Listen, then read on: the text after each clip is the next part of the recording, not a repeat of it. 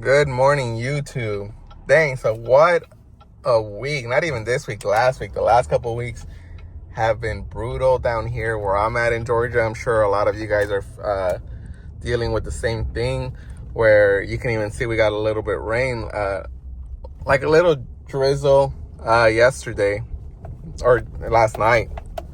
But the past couple of weeks, we've been getting rain like nonstop.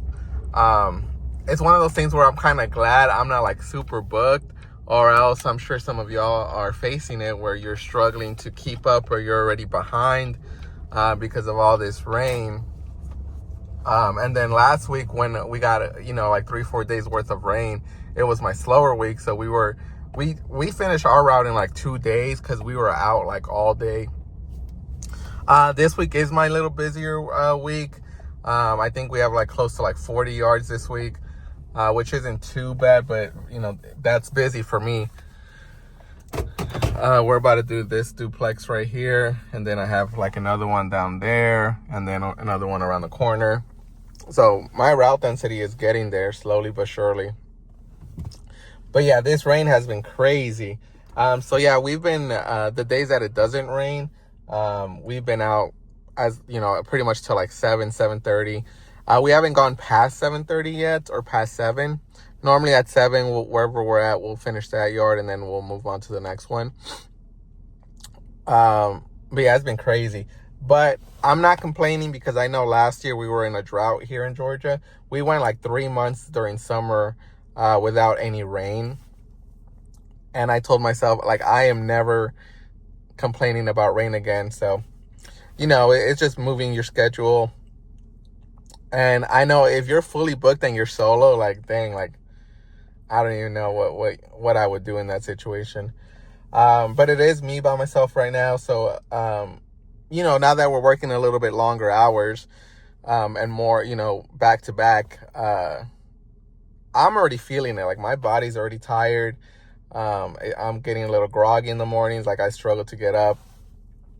And I have pretty good stamina compared to Jacob. But normally Jacob, if I bring him in this early, like towards the end, he gets very sloppy, starts making mistakes.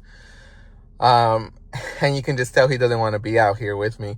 And it's one of those things at the same time, like, he wants more hours to make more money.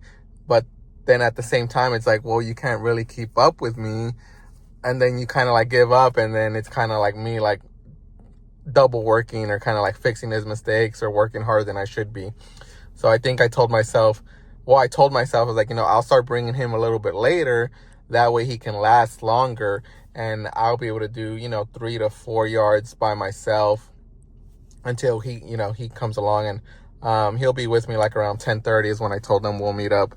And he said that, that's fine. But if he had the stamina, and I knew that, like, okay, Jacob can hang with me all day, I would bring him all day long. But again, it's just his stamina's not there. I'm sure he'll get there. But I definitely need his help. I wouldn't be where I'm at without Jacob. Not necessarily I wouldn't be here without him, but he makes my life a lot easier. And I just want to make sure that that I treat him good. He gets paid well. I'm flexible with his hours. I'll buy him lunch here and there. So I treat him good to try to retain him. And he does enjoy being out here, but it's just like when it starts getting warm and hot, and, we've been out here for like 10, 11, 12 hours on anyone, your body starts to feel it. I'm sure for us, or for most of us, it's a little bit different because we're the owners. So we know, one, we're making more money than they are, but two, it's like our properties, it's like our yards, it represents our business. So we have that motivation to keep going, opposed to them. Jacob, he doesn't think like that to a point, but I'm sure there are days where he's like, I'm just getting paid hourly, I'm just gonna go on autopilot and whatnot. But anyways, let's get it.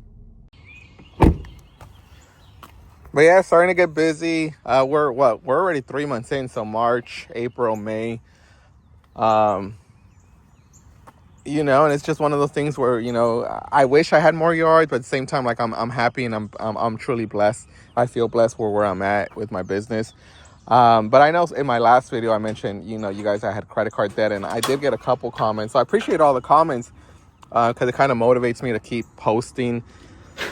Um, and then that way you guys get an insight of where I'm at in my business and life. And you guys, some of you guys were like, I'm there with you. I'm having the same issues and whatnot. But I know some of you guys mentioned to listen to Dave Ramsey. Again, I don't have an issue with spending or overspending. I'm pretty cheap. But like a couple years ago, I had a credit card debt of like 40,000, and it was just like, I was starting to start my business.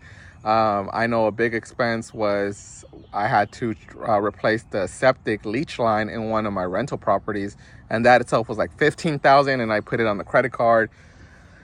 And it was like one of those things where I was like, I'll deal with it later, and then now is later. I was like, okay, like for this year, I'm pretty much done buying stuff for the business.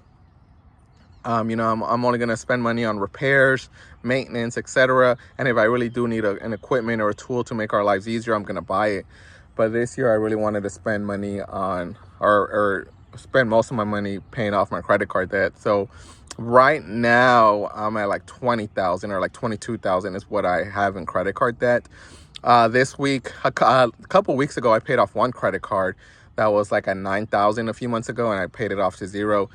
This week, I was like, I'm just gonna pull the trigger, and I paid off my second credit card. This one was close to like 4,000 or 5,000. Now it's at zero, so that leaves me with 3 credit cards. And I know some of you guys mentioned the Dave Ramsey strategy, and I think what he does is like, or he tells us to do, is to pay off your lowest credit card and then work your way from there until you finally get to your biggest credit card. So that's what I'm somewhat doing. But I would say I'm more than halfway done. It's just, again, I just don't want to spend all my capital or my savings on my credit cards and then literally have zero money in my accounts. I still have to pay Jacob. If something breaks, or you just don't know. I just don't want to be completely broke until for a couple weeks or whatnot. So I'd rather have that money there in case for like emergencies and whatnot. But yeah.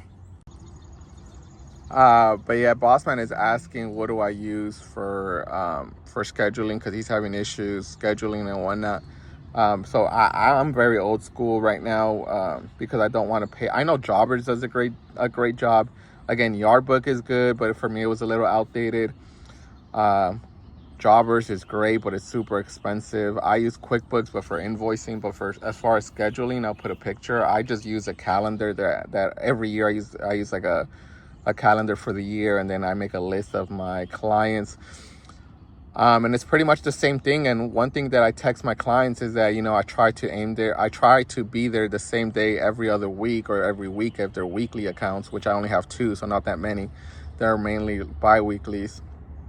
But what I'll tell them is like, I aim to be there the same day every other week. Just expect us. I don't send reminders anymore. And then that way it's pretty much just copy and paste. You just look at you just look at 2 weeks ago that on that date or whatever, and then you just copy it and you put it on, on whatever date you're on that day or the next day when you're making your schedule. And, if you get rained on, then it gets pushed back. And if not, then you push them, where they originally were. And if you added someone, or if you, if a neighbor came out and be like, oh, hey, can you service our property? I will also write down their names on that day. It's very organized. And then that way, sometimes I'm like, who is this person? Because I don't remember their name. And I was like, oh, yeah, that was a neighbor. They wanted just a one-time cut, and then they don't make it to the next day or whatever, or the next following schedule.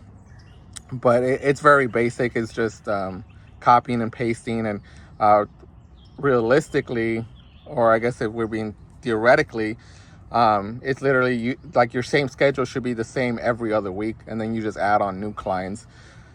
So I mean, that's what I do, and it works for me. I'm at 60 clients now, and I have no issues with missing someone, because as soon as I sign someone up, like, they go on that list and whatnot.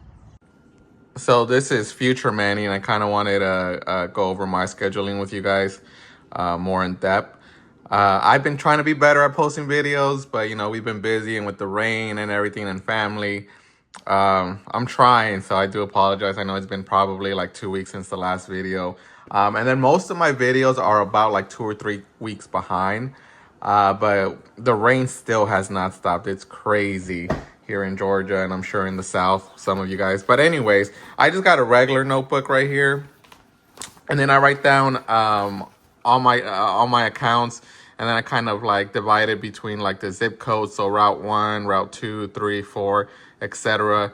You can see the little stars are the weekly. So like I said, I only have 2, which is this guy and then Miss Pam. And then I did switch over to billing monthly, so I bill at the beginning of the month for new clients. So up here you can see whoever's highlighted, I'm billing them at the beginning of the month, and I've made little notes of how much, you know, I should charge them and whatnot. But anyways, this is the calendar book that I was referring to in that video. I got it from Amazon. I'll put a screenshot. But obviously for this week it would be June 9th, but pretty much 2 weeks from now would be May 26th. So you pretty much just go back to May 26th. And you can see that this was my schedule for this week, but we got rained on. And that's why I crossed it out. So then for Tuesday, these were the ones that we did. And it's literally just copy and paste. You go to Wednesday. Obviously, Wednesday was a little bit heavier because, we worked all day. But what I do is I make a list for the week. So all of these are for this week. So June 9th through June 15th. I think it's close to 40 for this week. But I also keep tabs of like the previous week. So this was last week. And then the ones I crossed out we didn't get to, or they or something happened where we couldn't get to it, and then I moved it to this week, May 5th. And then eventually what you want to do is you just literally copy, you know, 2 weeks from now to a new page. But I like to keep them just to like for reference to make sure no one misses, or I don't miss anyone. I'm assuming in this week we got a lot of rain, and that's why I crossed out these 5, because some of my yards get really muddy. And I just push them to like wherever, you know, when we get like a week where it dries up, or give them more time to dry up. And then if I do get like a new client or like a neighbor, I'll make sure to write it down. And that's what I was referring to. Like when I'm looking at old schedules, I'm like, who's this person? Like, I don't remember this person. And I would have to go through my phone and be like, okay, that's right. They asked for like a one-time cut. And then I know not to schedule them again. So, I mean, it does take me maybe like, I would say when I first started to get everything organized, it took me like 30 minutes. Now it probably takes me like 10, 15 minutes. But I'm more organized. And again, I know Jobbers does a pretty good job. I think Yardbook, but Yardbook is very outdated for me, but I know a lot of guys use that. Jobbers is just expensive. I want to say it's like, what, like $250 to $350 maybe? So I'm not going to spend $250 to $300 a month. I can just kind of like do, you know, what I'm doing now. And that works for now. I think maybe down the road when I get probably over like 100 plus clients, then I would switch to something better, because I know maybe this isn't sustainable. But right now for, you know, 60 biweekly accounts, you know, it works for me.